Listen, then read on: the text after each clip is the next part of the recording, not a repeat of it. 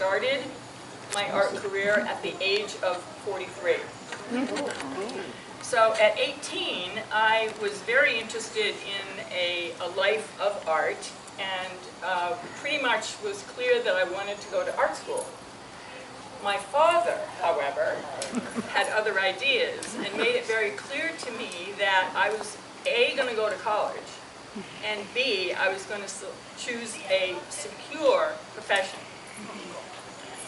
So, okay, off I went to the University of Massachusetts in Amherst and graduated from their baccalaureate nursing program. At the age of 43, I found myself as an associate clinical professor of nursing at the University of California, San Francisco.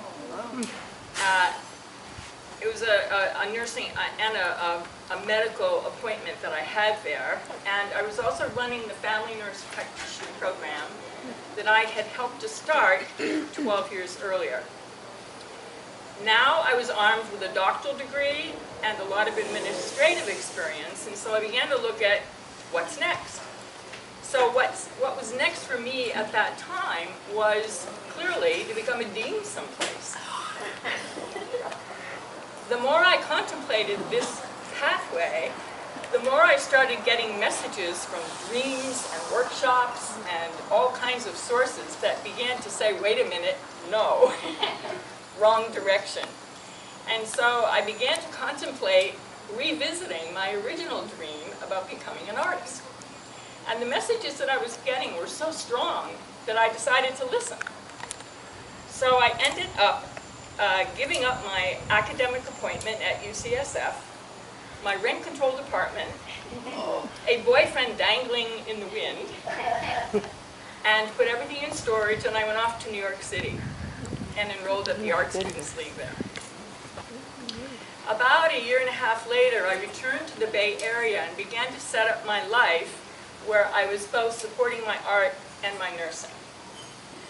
So in the course of that return, I began to uncover what I now refer to as sort of 4 treasures. So the first treasure I uncovered was my art itself. And I'm going to talk a little bit more about that in just a minute. The second treasure that I discovered was hospice nursing. And I completely fell in love with the work of hospice, caring for people and patients and their families who are going through death and dying. So much so that I ended up spending the next 20 years working in that field. For me, the hospice work resonated more deeply than any other experience that I'd had in nursing. So that clearly was a treasure of discovery for me. The third treasure was my husband, Martin. So I met Martin by going to the Palace of the Legion of Honor to a figurative painting show. I believe it was Stanley Spencer, he's a British painter. And there I encountered this tall, handsome man with a black patch over one eye. And Martin himself has an artistic life. As Francis mentioned, he's a professional photographer and he's a poet. And I married this man 22 years ago today. Good job. Yes, today is our wedding anniversary. And we are delighted to spend it with all of you.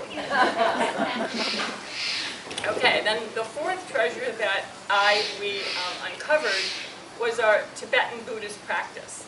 And I will say that it was hospice that initially moved me toward Buddhism, because Tibetan Buddhism, from our experience, had more in-depth experience with death and dying than anything I had yet encountered.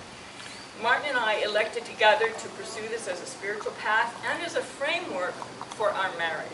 So it's a very, very strong base that we have in terms of the two of us as we live our life together. So all 4 of these elements, these treasures, if you will, and I call them treasures because they clearly required unearthing. They were there all along. I just had to go through the process of what I went through in order to begin to uncover them. So, having said that, let me say a few words about the art itself. So clearly, as a nurse, I have spent a great deal of time studying anatomy and physiology and working with the human body, and so it was very natural for me to end up focusing on figurative art as my focus. Early on in my painting experience, I had this belief that all human beings are wounded on some level. Not necessarily physically wounded, but spiritually or psychologically, psychically, whatever. And that many, many people either don't see their wounds, or if they do, they want to hide them, stuff them away, and wounds that aren't seen fester and end up infecting the whole system. I like to use the pandemic as an example of that. The pandemic clearly uncovered a huge amount of wounding in our society that now that's become so visible to us, we're so much better able to identify and deal with it. So, the issue about the wounding and whatever brings me to just a comment I'd like to make. Some of you, I'm sure, have seen the artwork on the wall and may have noticed that I have a number of bald heads in the paintings. So let me share with you about that. Early on in my academic career, I was confronting a great deal of stressors. Unbeknownst to me, I'm the kind of person who I have a goal, I just go for it, okay? Push through, just keep going. Well, this went on for a little while without my really being aware of it until I went and got a haircut. And the hairdresser came from behind me up to my front, and she said, "Are you under a lot of stress?" And I looked at her and I said, "Why, no. Why do you ask?" I had a huge bald spot on the back of my head, and I proceeded to lose every hair on my head. I literally became bald.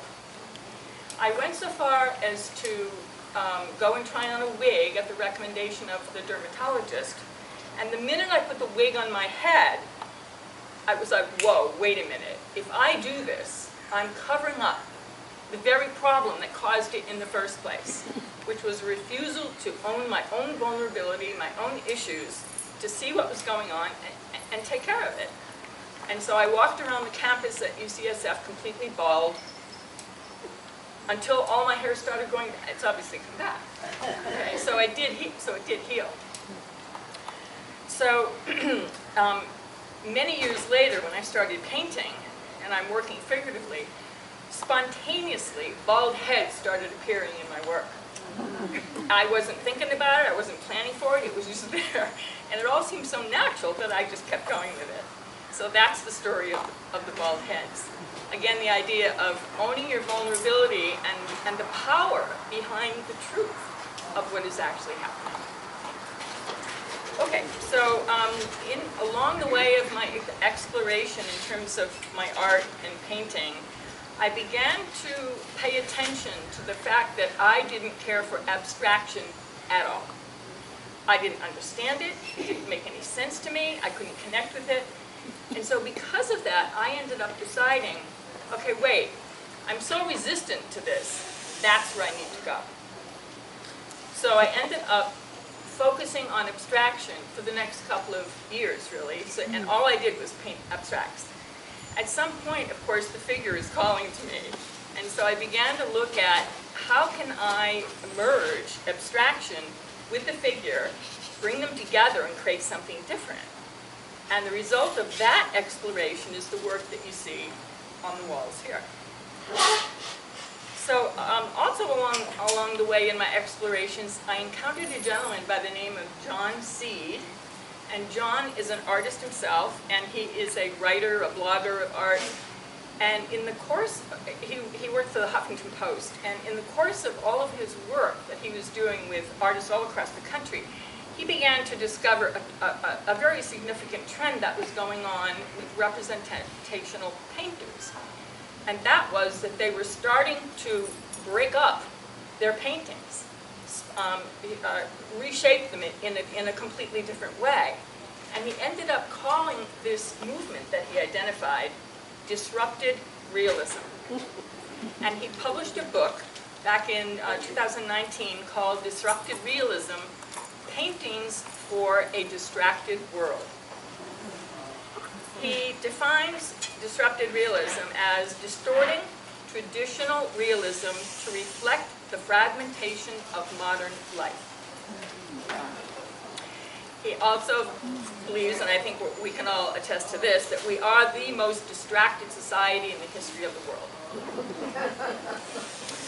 So last year, in 2021, John Seed was invited to jury a national show called Disrupted Realism at Buckham Gallery in Flint, Michigan. I was thrilled out of my mind when he selected one of my paintings in that show. Yeah, and it's on the wall. So if you haven't seen it, it's on the right-hand side, second one down on the right. So I hope you can get a chance to see that. Okay, so just a few words then about my process. This will be very brief. So I do use photo references primarily as opposed to working from life. I know Kathleen does a lot of working from life, but I, at this point, focus mainly on photography. And I'm always looking for an image that conveys intense emotion. Again, the human condition is what I'm interested in working with. In addition to the photo references, I've also used myself for a number of the actually paintings that are up on the wall, and a lot of that came out of COVID. So Martin either would do a photo shoot with me, or I would shoot it myself with a timer and a tripod. And so a number of the paintings you'll see out there were done from that perspective. I do work primarily in oil, and over the last couple of years I've added cold wax medium to the oil, where we mix it half and half, and I love the brayer. A brayer is a device that's used mainly in printing. It's a roller, and so you're rolling the mixture onto the brayer and getting it onto the panel, not the canvas, because cold wax, when it dries, would crack if it were on canvas. So that's primarily the technique that I do use to do my work. What I'd like to say primarily about the painting process is that it is the painting that directs the work, not the artist. The painting tells us, me, what it needs, what it wants. And so a critical part of this process has to do with the ability of the artist to get the ego out of the way and stand resting in open attention or open awareness to allow whatever's there to come through and onto the canvas. The paintings come through us, not from us.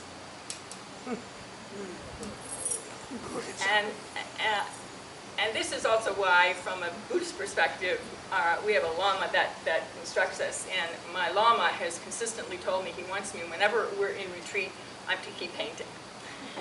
Because it does support the meditation process. Yeah. Okay, I think that it pretty much sums up what I wanted to say with you. Thank you for listening, and I wonder if anyone has any questions. Yeah? Would you please repeat the 4 treasures? Yes, 4 treasures were my art itself,